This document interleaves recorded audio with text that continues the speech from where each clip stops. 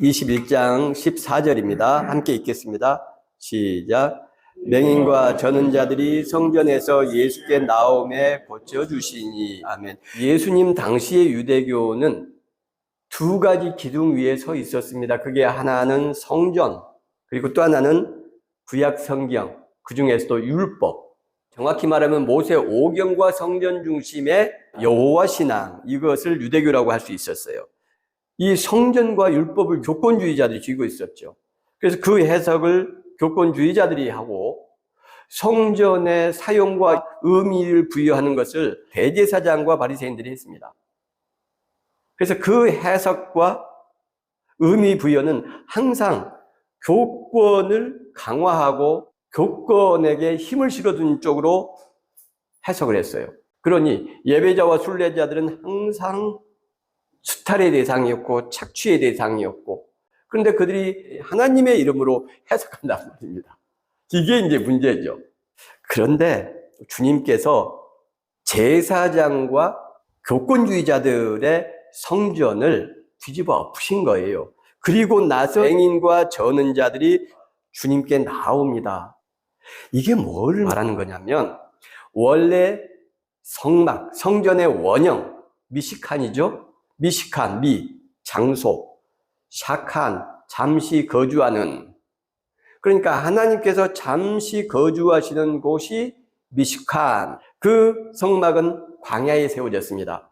그 광야는 430년간 노예 생활을 했던 그 노예들이 있는 곳이었어요. 하나님께서 강림하셨던 것은 교육받지 못하고 비인간적인 삶을 강요당했던 DNA와 세포까지 노예 근성에 쩔어 있어서 이 히브리 노예들처럼 천박하고 비문화적이고 비인간적인 집단 자체가 없었습니다. 400년 이상 노예가 돼서 그 민족성과 국가성을 유지한 그런 인종이 지금까지 어디가 있습니까? 없습니다. 세계 역사에. 근데 이들은 그걸 유지했단 말이죠. 민족성과 국가성을. 비록 짐승 같았지만. 그래서 그들이 정상적인 삶, 아름다운 공동체를 이루고 국가를 이루고 민족을 형성해서 살아갈 수 있도록 희망과 사랑과 격려와 교육을 하시러 하나님께서 강림하신 곳, 그게 미시칸이란 말씀이죠. 성전. 그러니까 성전은 누구를 위해서 있는 거냐면 광야에 하찮은 노예 무리들, 그들을 위해서 성전이 있었던 거예요. 하나님께서 그들을 돕기 위해서, 용기를 주시기 위해서 나 같은 신이 너희들 편이야. 그러니 잘 배우고 윤리적이고 도덕적인 사람들이 되어야 해. 여호와 하나님은 이집트의 파라오의 강대한 힘을 가진 사람들의 신이 아니라 너희처럼 못 배우고 연약하고 무식하고 조롱당하는 그런 사람들의 신이야. 그리고 너희를 돕는 신이야. 용기를 주는 신이야. 이게 성전의 의미. 그리고 율법은 그 노예들을 정상적인 사람으로 교육시키는 내용, 그게 율법이란 말이에요. 그러니 율법은 누구를 위해 있는 것입니까? 노예들, 사람들을 위해 있는 것이죠. 성경은 누구를 위해서 있는 것입니까? 설교하는 목사를 위해서 있는 것이 아닙니다. 교권주의자들 위해서 있는 것이 아니에요. 위대한 신학자들을 위해서 성경이 있는 것이 아닙니다. 하나님의 말씀은 사막의 노예 같은 광야의 종들처럼 헤매고 있는 고통받는 이들을 위해서 하나님의 말씀이 있는 거예요. 그들에게 용기와 희망을 주기 위해서. 성전은 누구를 위해서 있는 겁니까? 광야의 노예들. 지금의 교회는 누구를 위해서 있는 겁니까? 척박한 현대를 살아가는 노예 같은, 종 같은 자본주의에 휘둘리고 힘없는 그런 서민들을 위해서 하나님의 교회가 존재하는 거예요. 제사장과 바리새인과 레위인들이 종교와 예배와 하나님을 빙자해서 자기 소유를 만들었죠. 그 율법과 성전을. 그걸 뒤엎고 놨더니 하나님의 아들께 누가 찾아옵니까? 성전으로. 맹인과 저는 자들, 노예와 종들보다 더 세상에서 무시당하는 사람들이죠. 더 힘이 없는 사람들이죠. 장애를 가진 사람들이 찾아왔어요. 세상에 고통받는 이들이 찾아와서 주님께서 그들을 치유해 주셨다, 고쳐주셨다 이렇게 됐잖아요. 하나님의 성전이 원래의 미식한 그 의미를 회복한 겁니다. 오늘 이 본문이 바로 난해한 본문이에요. 2000년 동안 아무도 이 본문을 어거스틴도, 칼빈도, 칼바르트도 누구도 그 위대한 신학자들, 천재들도 이걸 완벽하게 해결해내지 못했습니다. 그런 것을 참고하시면서 이걸 해석할 필요가 있다. 광야의 노예보다 못한 우리를 살리시기 위해서 우리 죄인들을 위해 인간이 되시고 당신의 생명을 바치신 그 주님이 무화과 열매 안 열었다고 나무를 말라 죽게 한다. 저주해서 이상하지 않습니까? 이튿날 그들이 베다니에서 나왔을 때에 예수께서 시장하신지라 멀리서 잎사귀 있는 한 무화과나무를 보시고 혹 그 나무에 무엇이 있을까요 가셨더니 가서 보신즉 잎사귀 외에 아무것도 없더라. 이는 무화과의 때가 아님이라. 그리고 저주를 하셨다는 말씀이에요. 무화과의 때가 아니다. 마태복음은 이게 빠졌죠? 왜 뺐을까요? 우연히 빠졌을까요? 주님께서 무화과 열매가 익을 때가 아닌데 무화과 나무에 가셔서 열매를 찾으셨다. 이게 말이 안 되잖아요. 우리 주님이 무화과가 언제 익는지도 모르는 그런 분이냐? 실제로 6월절이 있는 기간은 유대 달력으로는 1월입니다. 무화과는 4월경에 익어요. 그때부터 한 3, 4개월 정도. 그러니까 실제로 무화과가 익는 시기보다 2달 이상 이른 시기라는 거죠. 2달이 더 지나야 무화과가 익는 거예요.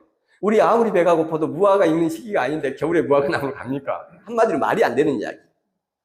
그러니 마태가 마가복음을 보고 기록을 했지만, 참고해서 기록을 했지만, 이런 말도 안 되는 이야기를 기록해 놓으면 어떤 사람들은 예수라는 사람이 제정신이 아닌 사람이다. 무화과 때도 모르지 않느냐. 이렇게 인용할 수 있는 내용도 있고, 우리 스스로도 이해가 안 되죠. 그 다음에 또 하나 이해가 안 되는 것은 무화과 나무를 또 저주를 하셨다. 이것도 도저히 이해가 안 됩니다. 20절에 보면 제자들이 주님, 무화과 나무가 왜 말랐습니까? 주님께서 하시는 말씀이 믿음이 있고 의심하지 않으면 이 무화과의 기적뿐만 아니라 이 산더러 들려서 바다에 던져지라 하도 될 것이고 기도할 때에 무엇이든지 믿고 구하면 다 받으리라. 완전 뜬금없죠. 무화과 나무가 왜 다 말랐습니까? 이랬더니 너희가 믿고 기도하면 무화과 나무가 마르는 이런 기적뿐만 아니라 너희가 저 산더러 바다로 옮겨져라 라고 기도해도 다 이루어질 거라. 자, 여기에 또 어려움이 있는 거예요. 그래서 무화과 저주에 대한 부분은 이스라엘에 대한 저주의 예언이다. 뒤에 부분, 믿음에 관한 부분, 기도에 대한 부분은 다른 이야기를 잘못해서 삽입을 했다라고 신학자는 이야기를 합니다. 그런데 우리는 더 심각해요. 하나 더 어려운 문제가 있어요. 예수님께서 베다니에서 나오시는데 배가 고팠다. 이거 정말 이상한 겁니다. 그 왜 이상할까요? 이 베다니에는 그 유명한 마르다, 마리아, 나사로 삼남매가 살고 있습니다. 자, 마르다, 마리아, 나사로 삼남매는 예수님께서 굉장히 특별하게 사랑하셨어요. 이 마르다 삼남매도 예수님을 아주 극진히 모시고 각별한 사랑과 존경을 표시했죠. 그래서 마르다와 마리아가 예수님 일행을 접대하는 내용이 누가복음에 나옵니다. 예수님 일행이 제자들 12명과 예수님 하면 13명이죠. 거기에 막달라 마리아와 일행들까지 포함을 하면 틀림없이 있었을 것으로 추정되는 분들을 최소한 4명만 해도 거의 20명이 돼요. 음식을 준비하기 전에 20명이 들어가 앉을 공간, 집이 있어야 되죠. 그것도 20대 중후반의 장년들. 그 사람들을 배불리 먹이려면 보통 많은 게 필요한 게 아닙니다. 큰 공간이 필요하죠. 큰 집이 필요하죠. 조리 도구들과 불이 필요하죠. 사람 손길이 필요하죠. 음식 재료도 많이 필요하죠. 2000년 전이라는 것을 생각을 하셔야 됩니다. 우리처럼 지금 성냥불 켜고 라이터 켜서 또는 가스 또는 전기 이런 걸로 해서 그냥 할 수 있는 게 아니다. 근데 마르다 마리아 집에는 이런 것들이 어느 정도 완비되어 있었다는 거죠. 뭘 말합니까? 부자였다는 거예요. 집이 넓고 어느 정도 조리도구도 있고 장정 한 20명 정도를 먹일 수 있는 사람들도 불러올 수 있고 이런. 또 하나 향유를 부은 여인, 이 여인은 마리아예요. 막달라 마리아 말고 마르다의 동생 마리아입니다. 이 마을이 베다니아죠. 베다니에는 바리새인 나병 환자 시몬이라는 사람이 있었어요. 예수님이 이 시몬의 집에 초대를 받아서 갑니다. 그랬더니 죄 많은 여인, 이름 나오지 않습니다. 죄 많은 여인이 예수님께 향유를 붓고 울어요. 향유를 부었다. 그게 300데나리온으로 나오죠. 300일 일당인 겁니다. 그러면 얼마입니까? 10만 원씩 잡으면은 3천만 원 정도가 되는 거죠. 그 향유를 부을 수 있는 재력이 있었다는 거예요. 그 여성은, 마리아는. 이 향유 부은 사건은 여러 곳에 나옵니다. 그래서 그걸 다 종합하면 베다니에 썼고 예수님께 향유를 부었고 그 사람은 마리아예요. 같은 사건이에요. 어떤 신학자는 두 가지 사건이라고 이야기를 하지만 이건 제가 기회가 되면 이 세 개를 본문을 비교해 가면서 제가 말씀을 해드릴 겁니다. 이 삼남매는 부자였고 풍요로웠어요, 경제적으로. 그런데 새벽에 나오는 예수님이 페인나오였다. 배가 무척 고팠다. 굶주렸다. 이 마르다 삼남매는 틀림없이 성전 정화 사건이 있었던 어제 저녁도 예수님을 잘 접대를 했을 거고 이 새벽에도 식사하실 수 있도록 준비를 했을 겁니다. 근데 예수님은 배가 고팠다. 먹지 않고 나오셨다는 거죠, 결국은. 자, 그 해답이 이제 마을 이름에 있습니다. 베다니라는 말은 베트 아니야. 그러니까 베들레헴이 베트죠. 베틀레헴. 베트가 집이거든요. 집 또는 마을. 아니라는 말은 이제 가난하다라고 많이 이야기를 하는데 가난이 아니고 압제당하고 핍박당하는 이런 뜻이에요. 그러니까 아니야는 압제당하는 사람들, 핍박당하는 사람들, 사회적으로 멸시받는 사람들 이런 뜻이에요. 베트 아니야 하면은 멸시받고 핍박받는 사람들의 마을이 되는 거예요. 여기에 있는 사람들은 조롱당하고 멸시당하고 사회적으로 손가락질 받는 사람들이에요. 그들은 예나 지금이나 항상 가난하죠. 비록 마르다 삼남매는 부자지만 또 나병 환자 바리새인 시몬도 부자지만 그러나 대체로는 다 가난했던 것이죠. 핍박받는 사람들의 마을. 주님, 오늘 아침에 이렇게 준비를 했습니다. 저희가 정성껏 날을 새서 우리 마리아 이 몸도 약한 게 잠도 못 자고 이렇게 준비했습니다. 그랬더니 주님께서 고맙구나.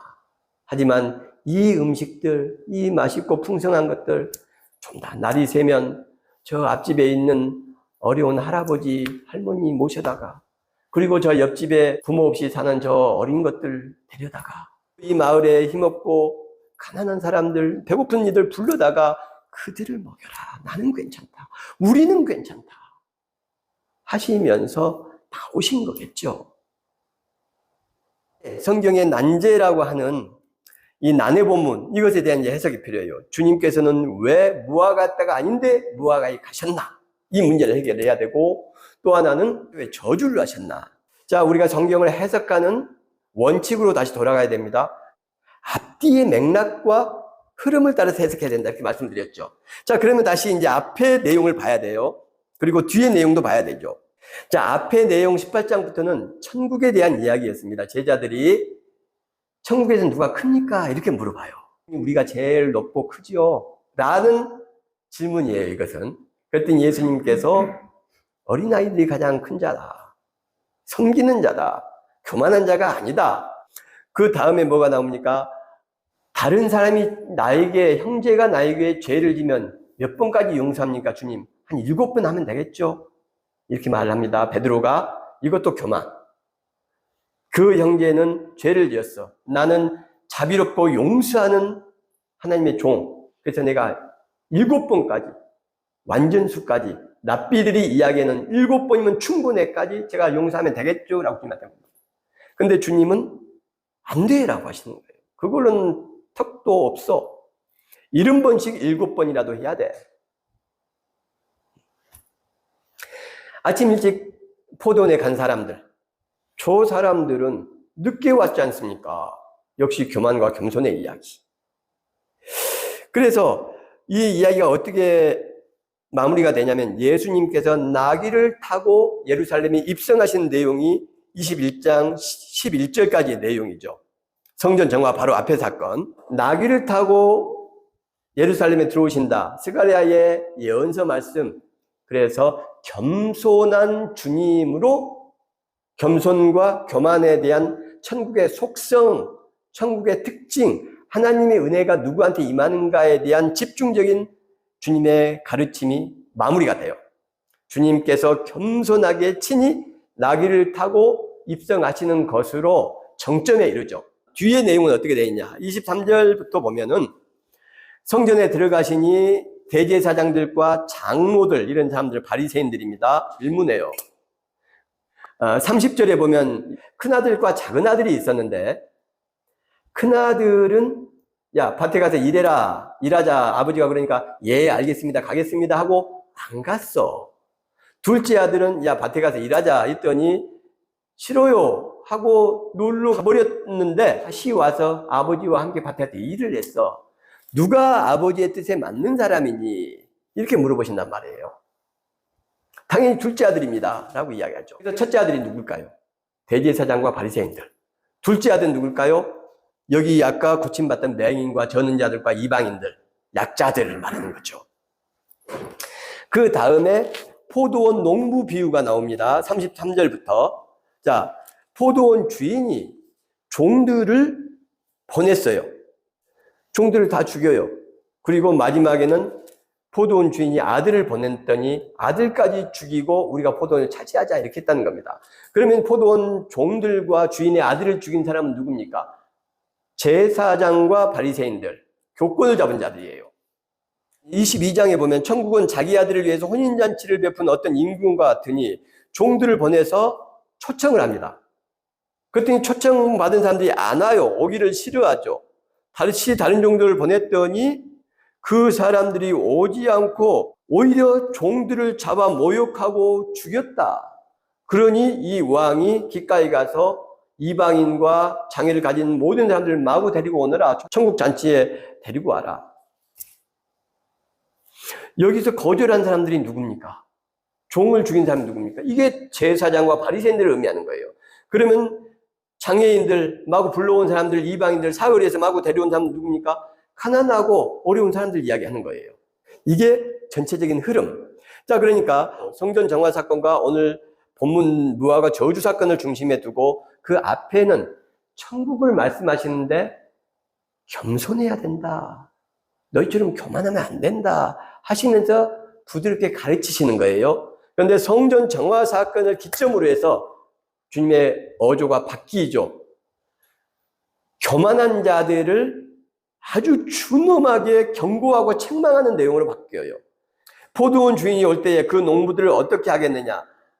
악한 자들을 진멸하고 포도원은 제때 열매를 바칠 만한 다른 농부들에게 준다. 제사장과 서기관과 바리새인들은 다 진멸한다. 이 내용이란 말이에요. 첫째 아들도 그런 거죠. 둘째 아들, 하나님의 뜻에 맞는 사람, 밭에 가서 일하는 사람. 그리고 천국은 혼인잔치에 초대하는 임금과 같다도 마찬가지죠. 초대를 거절한 사람들은 대제사장과 바리새인들이에요. 잘났다는 사람들이에요. 그런데 그들은 다 천국 잔치에 오지 못하고 사거리에서 악한 자나 선한 자나 만나는 대로 모두 혼인잔치에 참여를 시켜라. 서민들, 예배자들, 하나님도 잘 모르는 사람들, 이런 사람들, 선한 자나 악한 자나 다 교만한 사람들에 대한 주님의 가르치심이 본문 이전에는 온유하고 따뜻한 가르치심에서 성전 정화 사건 이후로는 매우 준엄하고 무서운 경고로 바뀐다는 걸 알 수가 있어요. 자, 그러면 여기서 무화과 사건은 경고와 준엄한 책망. 그러면 무화과는 누구냐? 지금 흐름에서 나오죠. 제사장들과 바리새인들과 교권주의자들, 이런 걸 의미하는 것이죠. 그런데 왜 이런 이해할 수 없는 행동을 하셨는가? 주님께서는 대체 왜 무화과의 때도 아닌데 무화과 나무에게 열매를 구하고 저주하셨냐? 이것은 일종의 상징이고 퍼포먼스인 겁니다, 주님의. 자, 너희들도 알다시피 지금 무화과 때가 아니지 않니? 지금 내가 무화과 열매를 구하는 것이 이게 제대로 된 거니? 잘못된 거죠. 주님, 아이고, 답답하십니다. 지금 6월절 때 아닙니까? 앞으로 2달을 넘게 있어야 겨우 첫 열매 볼 텐데요. 그래. 자, 내가 너희들한테 지금 어떻게 했는지 봐. 너희들이 천국에서 누가 큽니까? 우리가 진짜 제일 높은 자리에 앉을 수 있죠. 이렇게 했지. 내가 뭐라고 이야기를 했어? 어린아이같이 겸손한 사람이 천국에서 크다. 너희들은 잃어버린 양을 발로 차고 손가락질 하지만 그 한 마리 양을 찾아다니시는 분이 천국이고 하나님이야. 그러니 너희들도 그 잃어버린 한 마리 양을 불쌍히 봐줘야지. 그렇지 않니? 베드로가 7번 용서하면 됩니까? 그렇게 이야기했지. 근데 내가 뭐라고 했어? 7번이 아니야. 70번씩 7번이라도 용서해주고 기다려야 되는 거야. 7번의 베드로의 용서는 뭡니까? 마지못해 용서하는 거죠. 7번 내가 진짜 참는다. 진짜 내가 7번까지 내가 참는다. 진정한 용서가 아니에요. 사랑의 용서가 아니었는데 주님은 70번씩 7번. 그것은 완전한 용서죠. 기다려줄게. 너는 틀림없이 좋은 사람이야. 지금 비록 실수하고 잘못하지만 변화된 사람이 될 거야. 너가 잘못할 때마다 내가 진심으로 사랑을 가지고 너에 대한 신뢰를 가지고 용서할게. 이게 70번씩 7번의 용서. 아침 일찍 온 사도들과 제사장과 바리새인들과 목사들과 장로들은 저것들은 늦게 왔잖아요. 9시에 왔잖아요. 정오에 왔잖아요. 3시에 왔잖아요. 심지어 5시에 왔지 않습니까? 라고 멸시하고 조롱할 때 주인은 얘들아, 오늘은 너희들이 12시에 왔지만 3시에 왔지만 비록 5시에 왔지만 내일은 너희들이 빨리 올 것을 내가 믿어. 자, 이 한 데나리온을 가지고 와서 저녁 맛있게 먹고 자, 힘을 내. 빨리 오란 말씀도 하지 않잖아요, 하나님은. 포도원 주인은. 여기에 답이 있다는 거예요. 때가 아닌데 열매를 구하는 너희들, 제사장들, 바리새인들, 성도들에게 왜 신앙생활 이거밖에 못해? 왜 이런 재물밖에 드리지 못해? 라고 소리치고 말하는 그들이 바로 때가 아닌 무화과 나무에게 가서 무화과를 요구하는 거예요.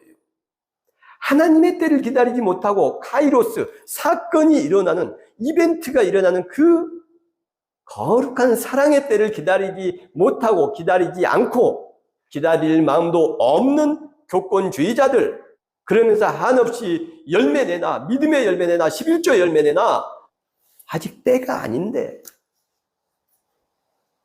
그렇게 하니 열매는커녕 말라 죽는단 말이야. 그런데 얘들아, 나는 너희들에게 어떻게 했어? 너희들은 내가 사람을 살리는 것도 보고 무리를 걷는 것도 보고 오병이어 5,000명을 넘게 먹이는 거 봤잖니? 죽은 나사로가 살아나는 걸 봤잖니? 그런데도 너희는 여전히 뭐해? 지금 올라오는 이 순간까지도 주님의 나라에서 좌우편에 앉게 해주세요. 여리고의 맹인들이 주여 불쌍히 여기소서 할 때 너희들 뭐 했어? 꾸짖고 요한의 형제들이 주님 좌우편에 앉게 해주십시오. 그러니까 제자들 어떻게 했습니까? 아가나크테오, 분노했잖아요. 그렇게 하면 열매 얻을 수 없다. 하나님의 아들인 나도 너희를 기다리며 가르침과 기적과 하나님의 능력을 보여줬음에도 너희들은 아직까지 그렇게 변화되지 못했지 않니? 3년이 지났는데 그래도 내가 너희들한테 책망하고 네 언제 열매 내놓을 거야? 라고 소리 지르지 않았잖아. 그런데 너희들 왜 바리새인처럼 제사장들처럼 장로들처럼 분노하고 맹인들한테 소리 지르지 말고 조용히 하라고 하고 너희들 자칫하면 이렇게 무화과 나무를 말려 죽이는 사람들이 될 수 있어. 제사장처럼 될 수 있어. 바리새인들처럼 될 수 있어. 내가 너희들한테 어떻게 했는지를 봐. 이런 내용인 것이죠. 아나니와 삽비라 사건이죠. 사도행전에. 헌금하겠다고 약속했고 열매를 드리겠다고 약속했어요. 그런데 못 드렸어요. 왜요? 아직 아나니아의 때가 아니에요. 열매가 성숙할 때가 아닌 겁니다. 그럼 기다려줘야 돼요. 어떻게 기다립니까? 막연하게? 저것이 언제 열매 맺나? 아니죠. 주님께서 하신 방식으로 기다리는 겁니다. 주님 어떻게 기다리셨어요? 교훈하시고 말씀으로 가르치시고 친히 모범이 돼주시고 무화과 나무에 물을 주고 거름도 주고 퇴비도 주고 벌레도 잡아주고 햇빛과 공기를 충분하게 제공하면서 보살펴주고 돌봐줘야 되는 것이요. 사랑으로. 그럴 때 열매가 맺을 수 있어요. 근데 베드로 7번 용서하면 됩니까? 했던 그 베드로 어떻게 했습니까? 나를 속인 것이 아니고 사람을 속인 게 아니고 하나님을 속인 거야. 성령을 속인 거야. 이러면서 소리내 질렀죠. 얼마나 놀랬겠어요. 하나니아가. 그러니 어떻게 됐습니까? 말라 죽었죠. 높은 데서 떨어져서 죽었지 않습니까? 정확한 예죠. 자, 지금은 어떤가요? 교회 지도자라고 하는 사람들, 말씀을 연구하고 설교하는 사람들, 장로라고 하는 사람들, 헌금 좀 많이 한다는 사람들, 함부로 교인들, 또 믿음이 연약한 분들에게 언제 당신 변할 거야? 신앙생활을 4년, 5년 해놓고도 아직도 11조를 안 해. 이런 식의 강제적으로 열매를 구하는 것, 그것은 결국 무화과의 열매를 얻을 수 없을 뿐만 아니라 무화과를 말라 죽게 한다. 선생님들은 학생들에게, 부모들은 자녀에게, 저는 이게 교육적으로 매우 중요한, 성경에서 가장 중요한 주님의 가르침이라고 봐요. 기다려야 된다. 그들의 때를. 그리고 그 기다림은 막연한 기다림이 아니라 돌봄과 사랑과 애정과 신뢰를 가진 그런 기다림. 기다림의 축복이 있기를 주님의 이름으로 축원합니다.